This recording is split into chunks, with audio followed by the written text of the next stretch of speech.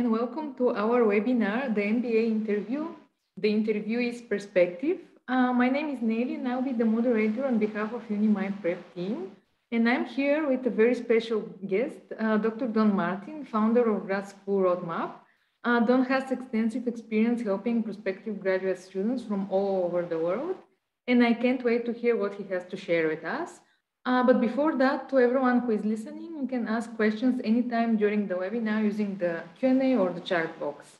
All questions are welcome, so don't hesitate. Everything is ready now, so Don, hello, I'm giving the word to you. Nelly, thank you so much. Hello, everyone. It is great to be back with you today. Thank you for taking time to join us for this very important webinar to discuss a very important topic, and that is conducting your MBA, or this really could apply to any graduate school application interview, but we're going to be focusing on the MBA interview today. As you may know, I have had a chance to work with UniMy Prep now for quite some time. It's been a pleasure, and I'm so grateful that they've invited me to present various aspects of the graduate application process for you in this webinar series that we've been doing this year. You may know a little bit about my background, but just in case, I've been very fortunate. I found a career that I absolutely love, and I never left. I started working in the admissions area I shouldn't even tell you this because most of you probably weren't even here at that time. I'll just say many years ago. And I did that full time for 28 years. You can see here the names of some of the institutions where I served. And then I published my book, Roadmap for Graduate Study, a guide for prospective graduate students in 2008, and began what is now Grad School Road Map. And I'll tell you a little bit more about that in just a moment. But one of the other things I just wanted to say is that I've been where you're sitting right now. I have been there twice as a prospective master's degree student and as a prospective PhD student. I have 2 graduate degrees, and I understand what some folks go through when they're navigating this process. So I'm presenting this to you both as an admissions expert, but also as someone who's gone through the process myself. What are we going to cover in today's agenda? Well, as you can see, this is all about the experience of conducting an admissions interview for an MBA program. And the focus is going to be on 3 areas of this. First, before the interview takes place, then during the interview, of course, after it's finished, and then a few closing tips.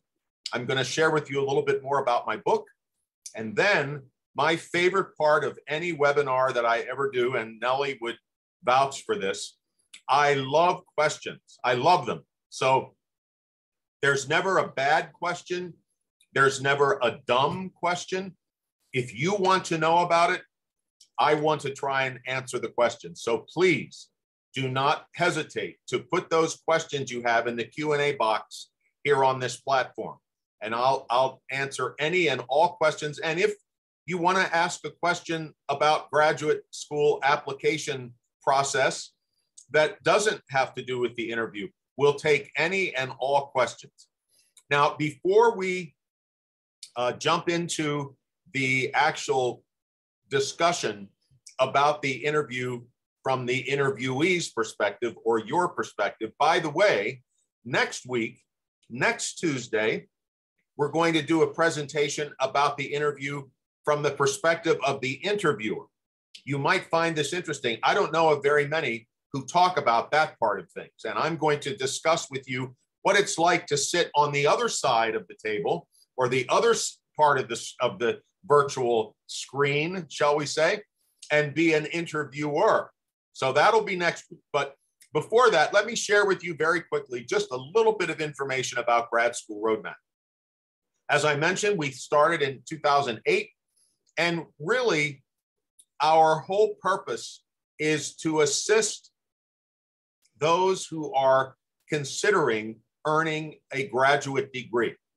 In the past many years, I should have updated the last bullet point here. That number of 350 has actually doubled. We're up to now over 700 applicants that we've worked with over the course of these past 15 years, and 97% of them have been admitted to one or more of their top choice MBA programs or graduate schools. So it's been a very amazing experience. We've loved every minute of it, and I just wanted to share that with you. Now, let's get started with the interview. Before I get to this slide about what I want to suggest in terms of your preparation ahead of time, as you may know, many years back, most MBA programs allowed applicants to interview as part of the application process. Anyone who wanted to do an interview could do one. My experience is, and in my opinion, this is a very sad occurrence, but it is nonetheless the reality, that most business schools now do not interview all applicants. Rather, once applications have been submitted for a particular deadline, the admissions committee determines who it is they would like to interview. And then you have an opportunity to meet with them. So we're going to be talking about what happens when you find out that you've been invited to do an interview with one or more MBA programs to which you have applied. In terms of what to do before, you're probably ahead of me, having had this screen up here for a little while, but I can't emphasize the importance of preparation. You want to do your best. Now, there's some things you can't prepare for, namely the exact questions you're going to be asked or what that interviewer is going to be like. Those things, that's not in your control. But what is in your control are some of the things here that we've placed on this slide. If you can, the more you know about the interview and what it's going to be like, the more at ease you might be when it actually comes time to do it. So I'm not going to read these word for word, but here are 4 suggestions about things. I'd like to focus especially on the second point. Who will be interviewing you? If you can, now some programs or MBA admissions committees may not choose to share this information, but where they do, it would be very helpful for you to see if you could find as much as possible about the person that's going to interview you. And because they're doing their homework on you, and it would be, I bet they could be impressed if you said, you know, I looked you up on LinkedIn and I was really impressed with this part of what you had shared there, or something to let them know that you entered into this process as well. So again, here are suggestions of things to verify and make sure you know about well before that interview takes place, so that nothing takes you off guard, or in most cases, nothing surprises you. You're walking into this fully aware of what is going to transpire, what it's going to look like, who's going to do it, and all of that. Additionally, some other tips here, and I'll focus on not every single one of these. I won't read them all out loud, but obviously, if you have been invited to do an interview with a particular MBA program, that means they're interested in you. Obviously, they have looked at your application and they've said to themselves, okay, here's somebody we like. Here's somebody we could be very interested in. Well, once they've told you that by inviting you to interview, your response is to get to know them as much as you can. You want to really be ready to answer any questions. What if they ask you, why do you want to study at our business school? If you don't know the program well, you're not going to be able to answer that question, because the answers you don't want to give for that question are, you have wonderful faculty, you have wonderful students, you have a beautiful campus. Those things are true of almost every business school out there. That does not distinguish that program from any other business school. You want to be able to provide them specific reasons about that program that are of interest to you, that do not apply to any other, did you hear that?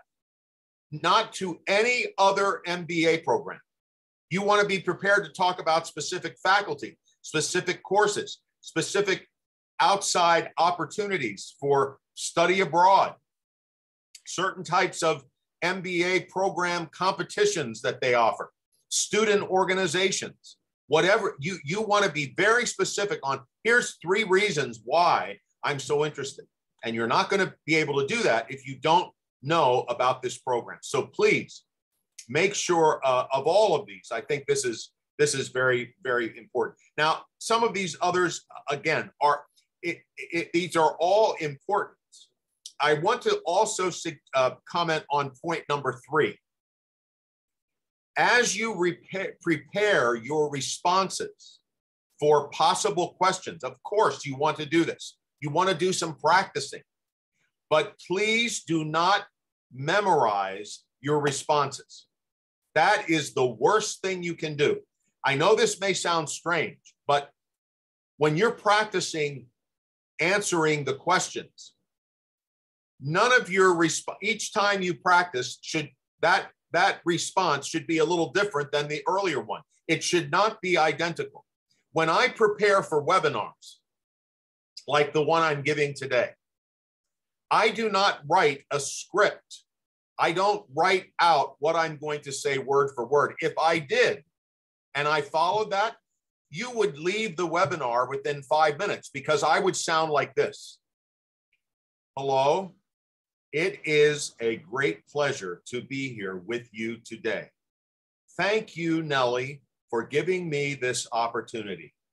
My name is Dr. You would listen to that for about 3 minutes and say, oh my gosh, this is awful. So please, this is very important. You need to know the themes or the ideas of what you want to say if you're asked a particular question, but you do not want to memorize that response. There's a difference. If you memorize it, you're going to sound less natural, less conversational, a little bit more stiff, a little bit more rigid, a little bit more formal or too formal. That is not going to help you. So remember, don't memorize, but prepare for the possible questions you believe you could be asked.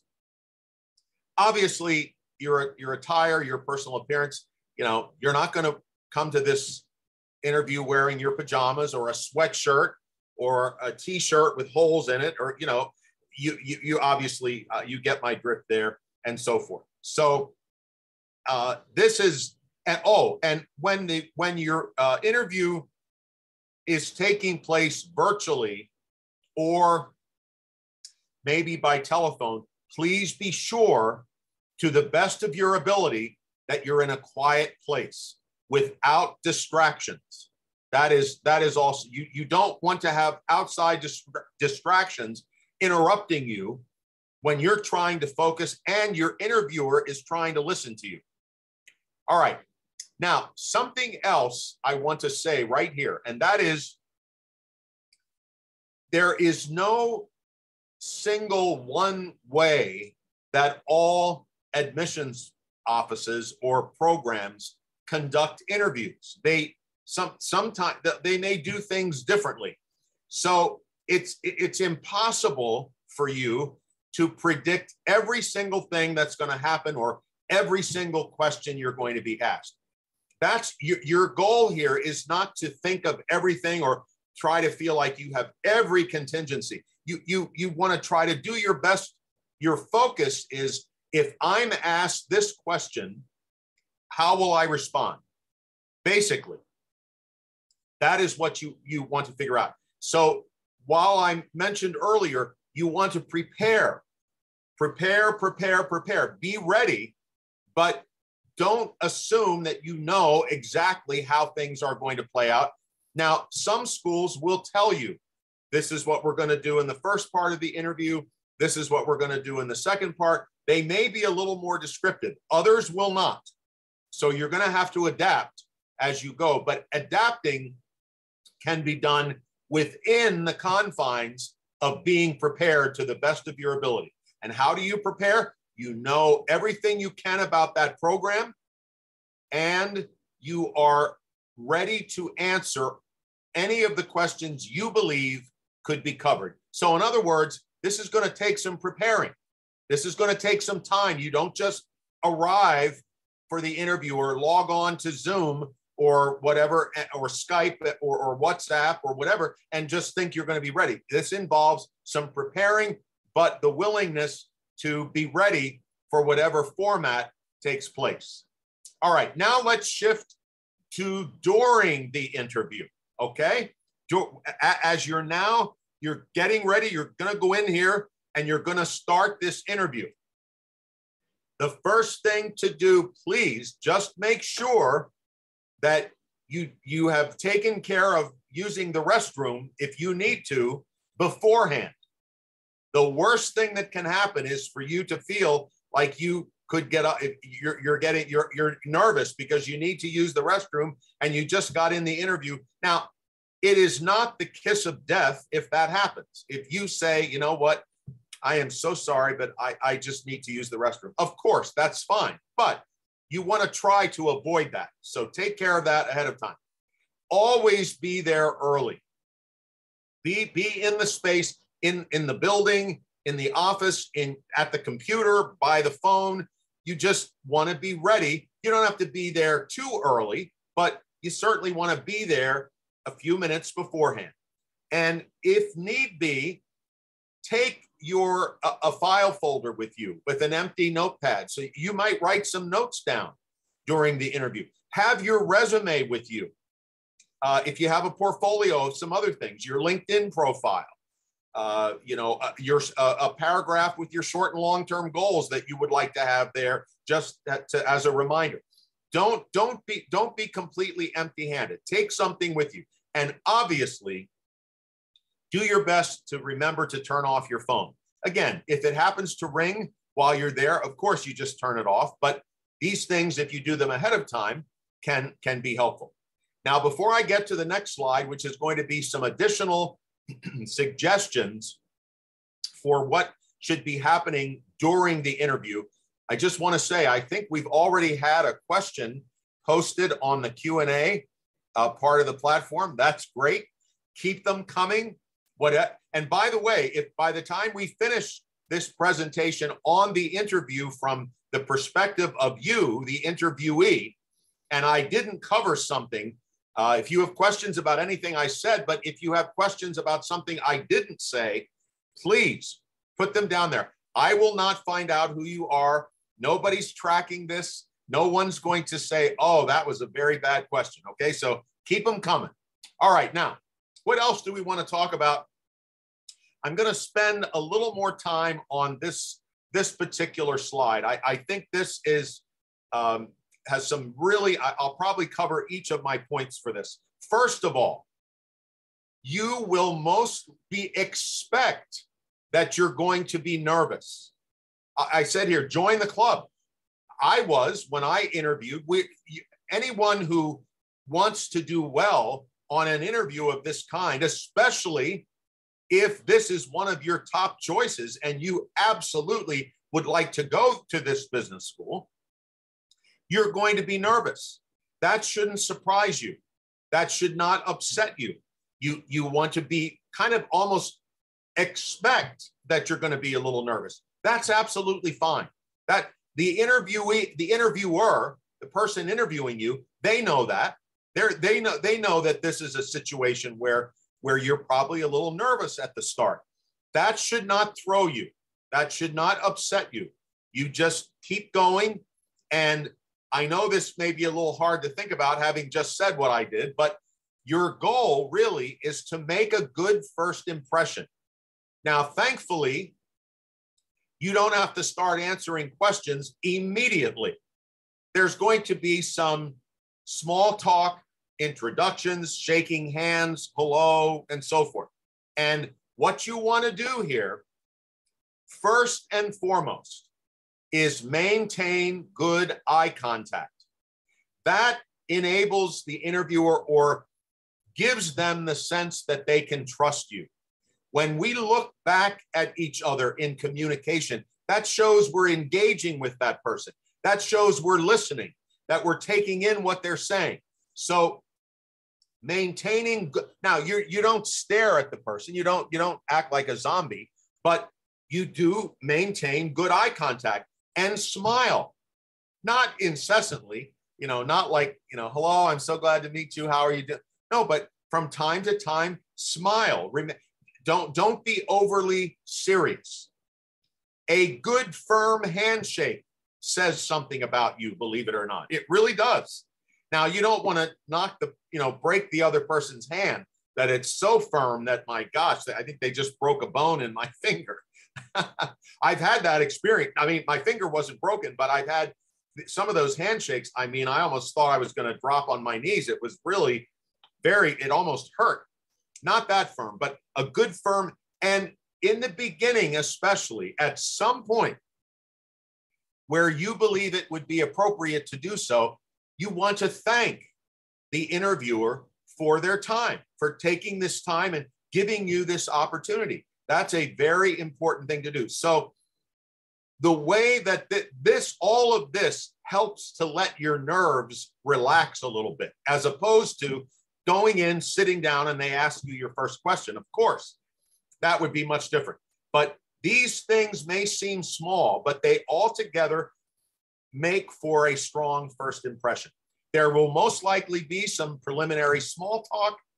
Sometimes interviewers will talk about a recent current event, or if there's bad weather going on during the interview, or whatever. There could be something like that they may bring up, and you just go with the flow.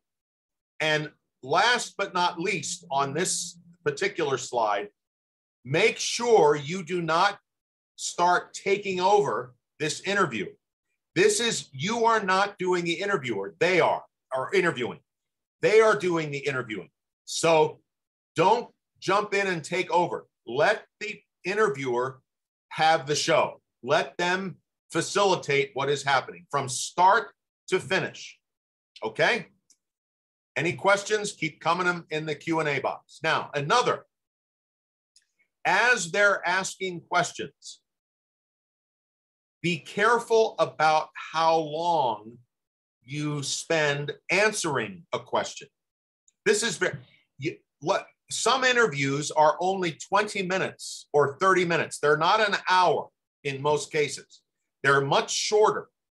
And the idea here is that the more time you have to answer questions, or the more questions you can answer, that's how I should say it, the better off you are, because that lets the interviewer get to know more about you.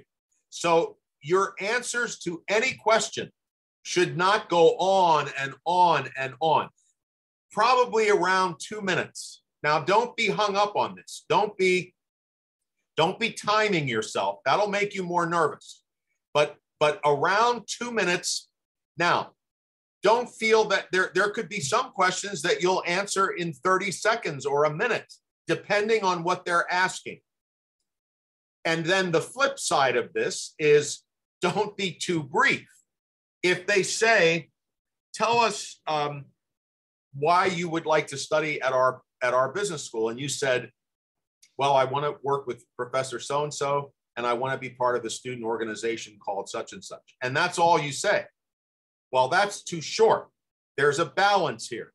You want to adequately address the question, but don't go on and on. And by all means, don't go on a tangent. Don't start just going. Some students, I think this may be because they're a little nervous in the beginning, and they want to be sure that they're putting their best foot forward, but they might be asked, one of the questions you could be asked is, tell me a little bit about yourself. And by the way, next week in our webinar presentation with the interviewer, I'm going to give you some of the most often asked interview questions and what might be looked for in those responses. That's next week. So put that on your calendar, okay?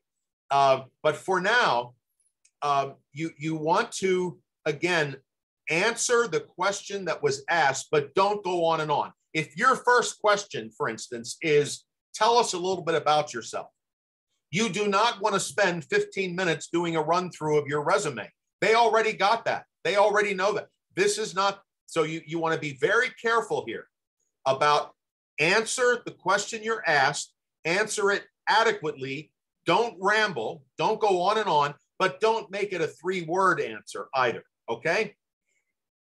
This, in my opinion, this experience of interviewing it's a conversation. It's not an interrogation. You're not being interrogated. I promise you, you're not. You want to try as much as possible to pretend you're sitting with this person at a cafe. Maybe you're sharing a cup of coffee together and you're talking about your background and what you want to do with your career. It's a conversation. And you're not expected to be perfect. This is not some major presentation you're making to a corporate board of directors. This is a conversation with an interviewer who simply is wanting to get to know you better because they liked, and the admissions committee liked, what they saw in your application. Now, my closing point here, very important. You're going to be asked about your accomplishments. Be prepared. That you're also going to be asked about a weakness, by the way. I probably should add a point next time. Be comfortable with promoting your accomplishments and talking about a weakness. In terms of your accomplishments, it is absolutely, if they ask you, what are you most proud of from your career so far? What are some things you've accomplished that have been very rewarding for you? You want to tell them, be ready to do that. You can kind of toot your horn in that way, but you do not want to come across as overly conceited, arrogant, as if you think you're the best thing that ever happened to them.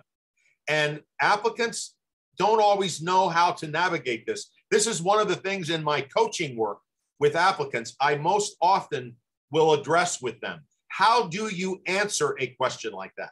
How do you actually do it? And so it's very important. You need to be ready to talk about your accomplishments. Absolutely. But the idea of being overly proud of them, patting yourself on the back every time you tell them something, that's for your recommenders to do. That isn't your job. Your job is to honestly tell them, here are what I believe my greatest accomplishments are. Okay? So remember, do that, but there's a difference between doing it with confidence. You almost want to do it with a level of humility. You can do that. You can be humble about your accomplishments and yet promoting them without sounding arrogant. Okay, now that's during the interview. We talked about beforehand.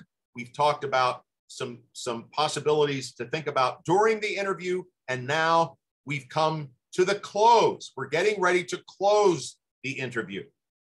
What do you do? What do you do? Well, obviously, you want to make, I should probably switch these 2 points. Let me take point number 2 first. You still want to make a very strong final impression on this interviewer. So how do you do that? You smile, have a nice handshake, continue to maintain strong eye contact, and thank them. Obviously, thank you so much for giving me this opportunity. I so appreciate the chance to meet with you. And remember, your evaluation on their part continues until you've left the room or turned off your computer or hung up the telephone. They're evaluating you from start to finish. So don't bomb the closing. Stay upbeat, stay positive, stay appreciative, good eye contact, all of that is all the way till the very end. And then once you are done, my suggestion is that you go somewhere or stay where you are and make some notes about anything from the interview that you want to remember or keep in mind. This is very helpful. Something could come up down the road where you're talking with an admissions committee member or something, and you may want to have some notes available from your interview just in case. So don't just let it go. You don't have to do a 5-page report, just some bullet points, some things. What do I want to take away from this interview experience? Okay. What else do you do after the interview? Well, obviously, you want to send a thank you message as soon as you can. I would suggest now, if the interview takes place on a Friday or over a weekend, you want to send the thank you note on Monday. But if it's during the Monday, you send it Tuesday, Wednesday, and so forth. Okay. And you want to thank them. If anyone has questions about what to include in an interview, a thank you message, let me know. It also can be very nice to thank the person who coordinated this interview, if that was someone else. Sometimes you're only working with the interviewer and that's it. But other times you've been working with someone else who's been telling you about it. If that's the case, it's nice to just send them a very short thank you note, letting them know the interview went well. You appreciate their time. Another piece of information, in this day and age of online communication and what we call a paperless society, it's still nice to get a handwritten note from someone from time to time. I always appreciated that. A handwritten thank you note. It's not a must. You don't have to do it. But when you do, it does show an extra step on your part, and it can be very well appreciated. Again, as I said, this does not have to be long and drawn out and everything like that, but you do want to thank them for their time. And if there's some things that you'd like to share that you so appreciated, feel free to do so. There's something else I'm going to add here, and that is, what if you had some questions that you wanted to ask and you did not get a chance to do that in the interview? Somehow, usually an interviewer will ask you if you have any questions for them. If you didn't get a chance to do that, when you send your thank you note, you can ask, I would say, 1 or 2 questions only, no more. You don't want to do any more than that. And if you have some other questions that you feel you must ask, then you ask those of the admissions staff using the email contact on that particular business school's admissions website. There's always a place to reach out to ask questions. That's where you would do that. But you can ask your interviewer 1 or 2 if you don't get the chance to do that while you're in the interview. Okay? All right. Oh, we're getting more questions. This is great. And we're almost through. Now, I'm going to cover these 5 closing tips very quickly, but again, just another couple of pieces of information. First, your interview might be with more than 1 applicant. Some committees interview 3 or 4 applicants at one time. So don't be surprised if that happens. And what will most likely occur during that experience is they will ask a question and ask all of you to respond to it one at a time. So this is a possibility. And if it is a group interview, they will explain fully what to expect so that you can prepare. As I mentioned, that's so important, your preparation, that you can prepare ahead of time. Secondly, this is very important. Your interview may not always be conducted by, I should say, admissions staff, students, or even in some cases, alumni. Recent graduates will be conducting this interview. It's not always the admissions staff. And you know, as an insider perspective, I think it's actually almost better if you meet with a student or an alumnus. Then you hopefully can say to them at some point, what do you really think about this program? And A positive recommendation for admission from a student or an alumnus, believe me, it carries a lot of weight when the final decision is being made. So don't be worried or concerned if you're not being interviewed by someone on the admissions staff. It's just as good, perhaps even better, if you get a chance to interview with a student or perhaps with a recent graduate. Okay, again, we've already covered this, but I want to say the importance of first impressions, that doesn't just mean about you. That means about your interviewer. What is your impression of him or her? How did they come off to you?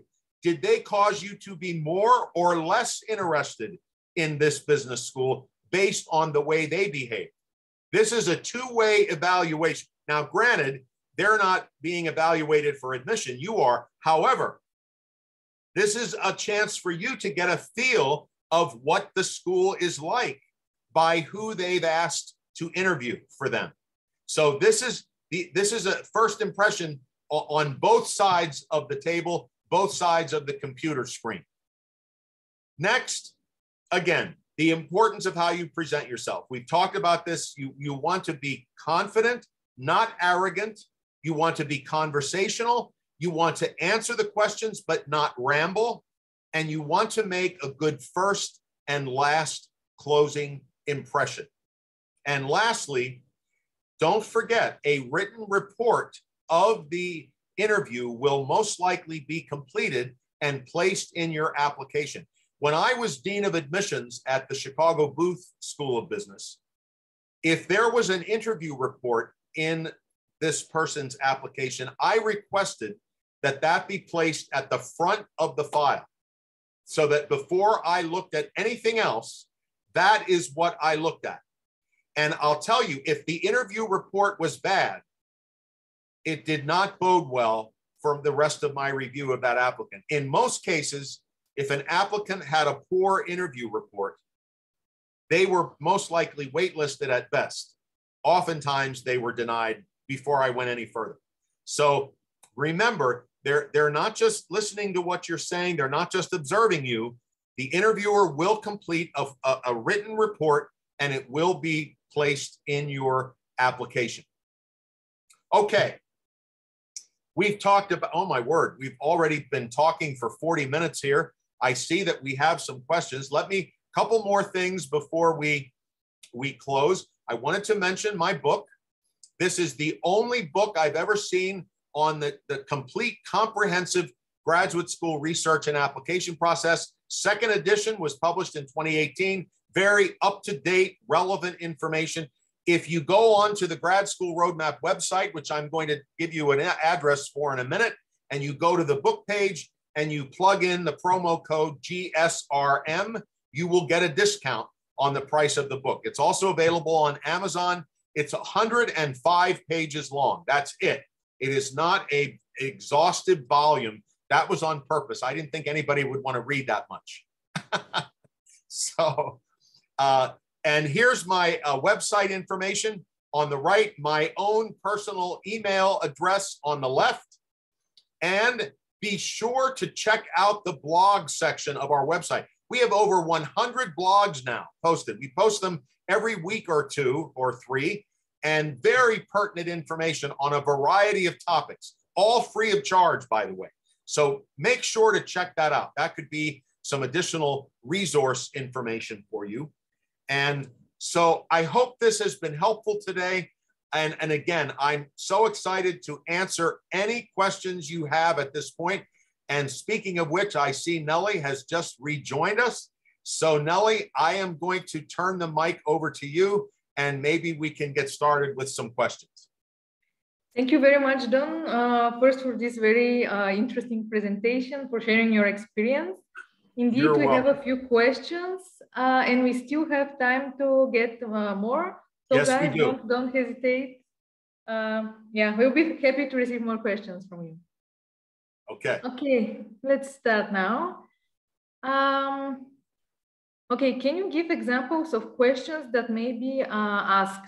I know that you mentioned that you're going to be covering this in the next webinar, but maybe briefly some of the most important questions that prospective students may be asked during this. Of course, I would be. That's a great question. I would be happy to do that. I would say here are probably 4 or 5 of the questions that you will most likely be asked in an interview situation. First, you could just, for starters, they may just say something like, just tell us a little bit about yourself. Tell me a little bit about who you are.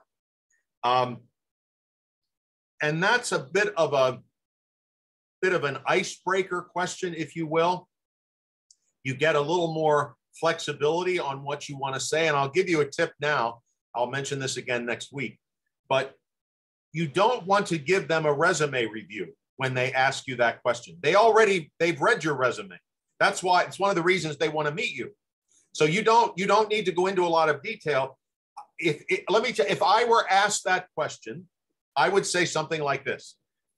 Well, along with what you've already discovered about me in terms of my professional and educational background, I was born and raised in the eastern part of the United States. I'm the youngest of 4 children. I have 3 older sisters, and growing up, I felt like I had 4 mothers. They were all telling me what to do. I moved to the Midwest several years ago to pursue graduate school. I've never left. I love the field I'm in. I've traveled to 64 countries so far in my life in all 50 states. I love music. And last but not least, I love sweets. I love to eat sweets. I'm surprised I don't weigh more than I do. Some very light, just some things about you that they don't know yet. That endears you to them in a good way. So that's the first. The second question, they may want to ask you something more specific about what's on your resume. Maybe you had a gap in your work experience. Maybe you did a study abroad experience during your undergraduate. They may want to ask you a little bit more about that. Maybe you didn't major in business or economics, but rather another field. And they may want to say a little bit more how. Now, you may have already said this in an essay, but they still might say, can you tell us a little more about how you're deciding to make this change to study business now? Something like that. That could be a question. Another question I would put money on that you will most likely be asked is, why are you interested in our business school? And if they ask you that, please give them responses that apply only to that business school. Do not get too broad. If you say you have a fantastic alumni network, you have a wonderful student body, I love your faculty, your credibility is going to go down. That's way too vague. This has to be specific. Another question could be something about why they should admit you. What are your strengths? What do you believe you would bring to the community if we admit you? And I see we're getting more questions, so I'm going to try to keep this a little shorter. The other question you could be asked is to describe your short and long-term career goals once you complete your MBA. There could be many other questions. We'll go into much more of them next week. I hope you'll come back and join me for that. It's going to be a very exciting webinar where we're actually going to get into some specific questions. I can't promise this. I may actually have someone with me and we'll do a simulated interview. And I'll be the interviewer and they'll be the interviewee. I'm going to see about that. We'll see how that goes. But anyway, it's going to be a very exciting webinar next week. That was a great question. I'm sorry I took so long. I'll stop now, Nellie, so you can ask some more. Thank you very much, Don. And I'm also very excited for next week. Yes. Okay, let's see what else we have. Are there any topics I should avoid during the interview? That's an interesting question. That is a very good question and a very interesting question. I would say I don't think there's something that you can't address because you're going to be responding to the interviewer. They're asking the questions and you're responding. They're not going to ask you questions that would put you on the spot, I don't believe, or cause you to be uncomfortable. Now, if they would say, let's see, tell us about an experience in your life that had a major impact on you. And you may want to tell them about something where you went through a very difficult experience. It's okay to do that, but you don't get too specific. Now, let's say that someone in our audience had a medical crisis at some point in their recent, and it really affected their life. You can say that, but you don't have to go into specifics. You know, I had a nervous breakdown, or I found out I had cancer, or I had to have a sudden operation and here's everything that went on. It's more, I had a sudden medical emergency that I was not expecting, and it took several months to negotiate that and deal with it. And it involved hospital time. It involved being off from work. It involved several things. That you could talk about, but you don't go in, you do not get into personal information that is too personal, or would make, if I was hearing it, make me say, oh my gosh, that's too much information. Whoa, TMI, as we say.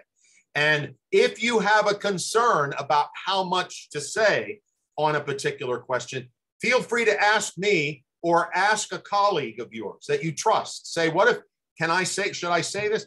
Most people have good abilities to help you there. I certainly am asked this all, but it's a good question. Hope that helped. Thank you very much, Don. If I may, because we received organizational questions, I just want to say that, yeah, by all means. Yeah. Just for everyone's information, we will not issue certificate of participation in this webinar, but you all are going to get a recording so you can review the information again if you need it. Okay, one last question then. Okay.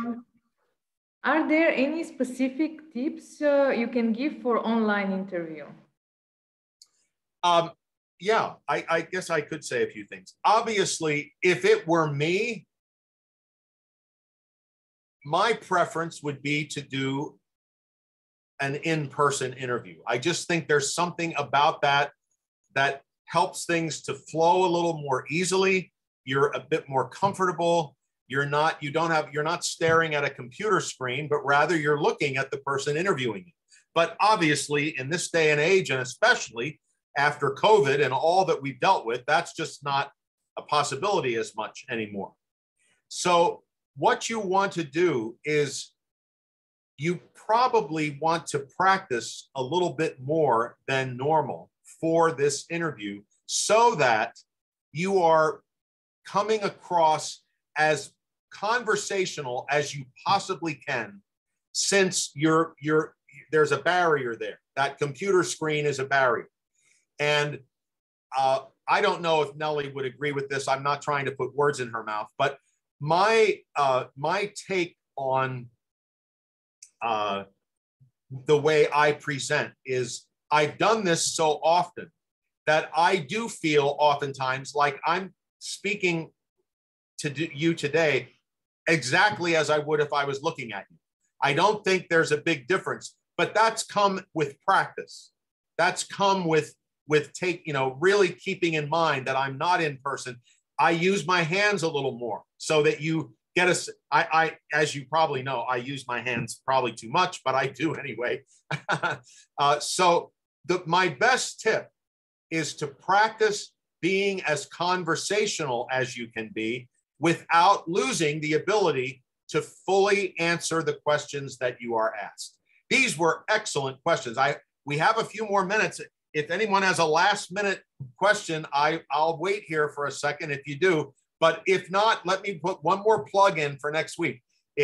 Maybe we need to change the title and call it an actual live mock interview or something. That might attract more attention, because that's what I'm going to try to see if I can do. I haven't, Nellie, I'll let you know if I can get that worked out here in the next day or two. But regardless, next week is going to be a very good session, because we're going to go into the questions that you're going to be asked. That's primarily what I want to focus on next week. So this has been delightful. So many of you have stayed with us all the way through this whole presentation. Nelly, thanks to you and Martina and the entire Unimi Prep team. I love working with you. I can't tell you how humbled I am and grateful that you give me this opportunity. Thank you.